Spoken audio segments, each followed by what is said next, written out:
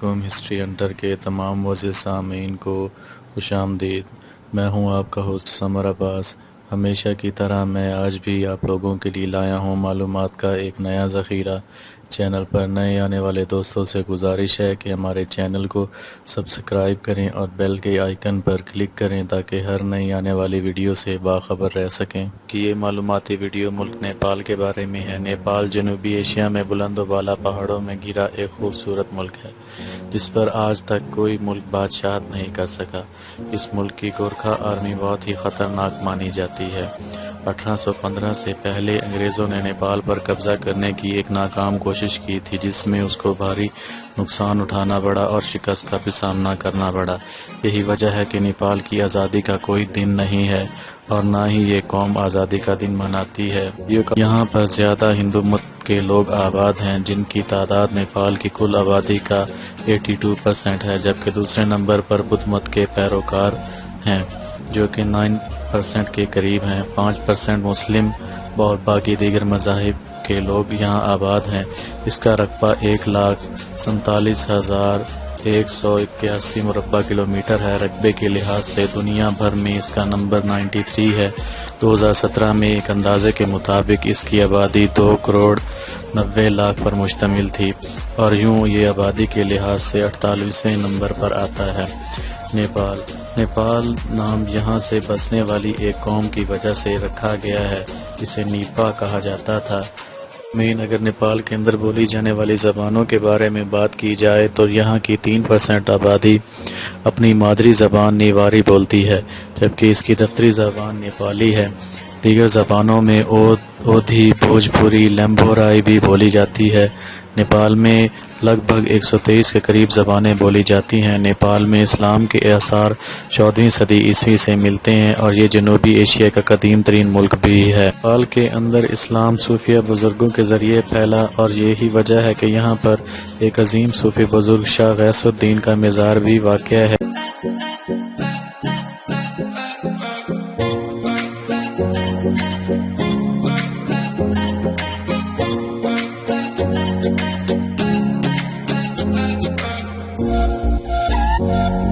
نیپال میں اسلام 3 راستوں یعنی شمالی ہند، تبت اور کشمیر کے راستے پہنچا۔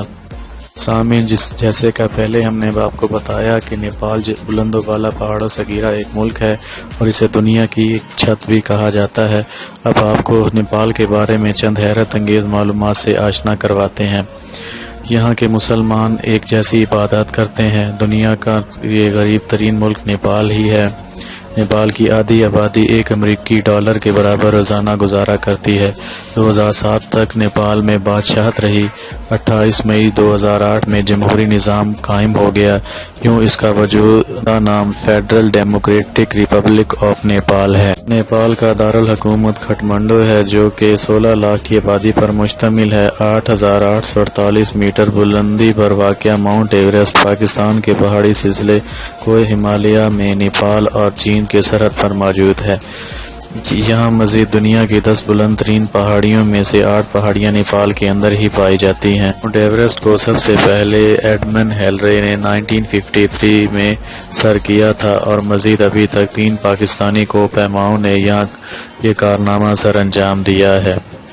معزز سامعین، آپ کو ایک اور دلچسپ بات بتائیں کہ 300 افراد ماؤنٹ ایورسٹ پر چڑھنے کی خاطر جان کی بازی ہار گئے۔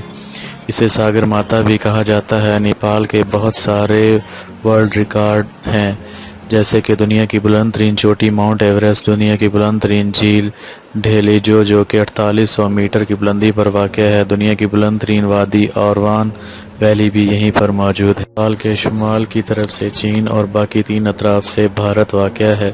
یہاں پر سمندر نہ ہونے کی وجہ سے کوئی بھی بندرگاہ موجود نہ ہے۔ یہی وجہ ہے کہ نیپال اپنی برآمدات اور درآمدات بھارت کی بندرگاہوں سے کرتا ہے۔ نیپال کا جھنڈا دنیا کے دیگر ملکوں سے مختلف ہے اور یہ 2 مثلثوں سے مل کر بنا ہوا ہے۔ شہریوں کو نیپال جانے کے لیے پاسپورٹ کی ضرورت نہیں ہوتی۔ کے پاس بھارت کا ID کارڈ کا ہونا بھی بہت ضروری ہے۔ اور اسی طرح انہیں پاسپورٹ کی ضرورت نہیں پڑتی۔ دنیا میں نیپال تمباکو اور چرس کی وجہ سے بھی مشہور ہے۔ دنیا کے سب سے چھوٹے قد کے آدمی چندر بہادر کا تعلق بھی نیپال سے ہے، جس کا قد 21.5 انچ ہے۔ سیٹرڈے نیپال کا ویکلی ہالیڈے ہے۔ نیپال میں پرندوں کی بہت ساری اقسام پائی جاتی ہیں جو دنیا میں بہت ہی منفرد ہیں، اسی وجہ سے اس کو ایشیا کا ایمیزون بھی کہا جاتا ہے۔ پسندیدہ ڈش مومو ہے۔ نیپال کی کرنسی کو نیپالی روپیہ کہا جاتا ہے، جو کہ پاکستانی 1.20 روپوں کے برابر ہے۔ نیپال کا کالنگ کوڈ 977+ ہے۔ نیپال میں ریلوے ٹریک کی کل لمبائی 59 کلومیٹر ہے۔ نیپال کا قومی جانور گائے ہے۔ نیپال کی 50% آمدنی کا ذریعہ سیر و سیاحت ہے اور کوہ پیمائی ہے۔